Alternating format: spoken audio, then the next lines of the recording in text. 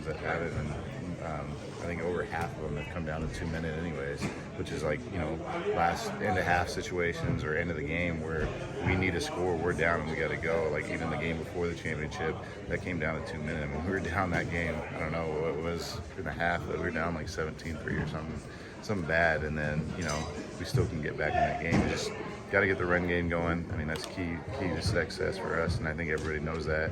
And then just got to keep getting after them and not having mistakes that kill ourselves. Thanks for the time, Dan. Yeah, thank you.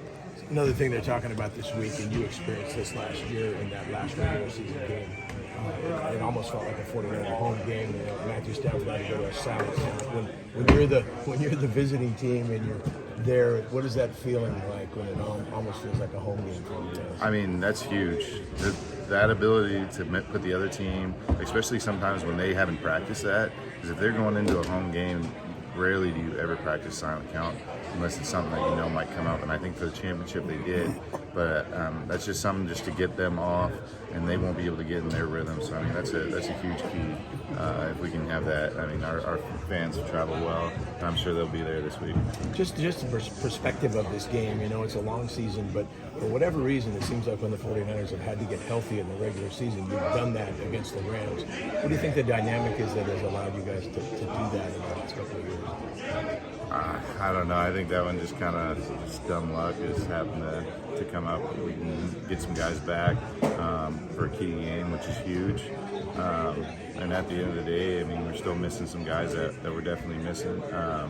But it'd be nice to have them back if we could. But I mean, we just got to do what we can. And I think we got a lot of guys in this locker room, and they say it every year. At the end of the day, it's going to come down to the guys that we had in camp, and we got a lot of guys that can play.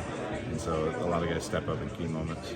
Ever since Mike's injury, obviously, you said you're working a little right tackle. What's a typical practice like for you now? Do you have to get work in at all those positions, including center, guard, and tackle, to be ready? Yeah, they have me rotate.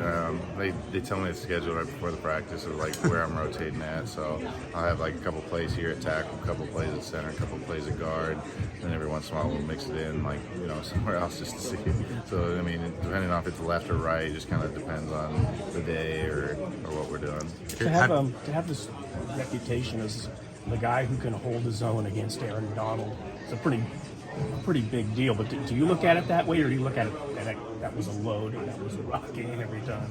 I mean, you look at it as a rough game. At the end of the day, he's the best player I've ever seen on the D-line, and probably one of the best I'll ever go against. And so you just got to go into it with on top of your technique as much as you can. And at the end of the day, like I said, it's a team sport. So Jimmy's helped us out a lot by getting the ball out really quick when we do have those situations.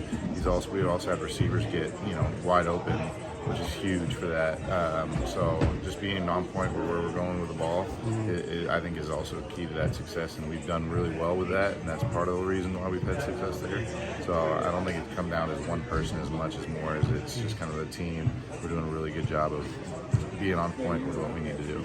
Chris Forrester was saying a few weeks ago that he'll call an offensive lineman out to talk before the other offensive linemen and break down someone that they're going against, and that you and Trent specifically were really on point with that.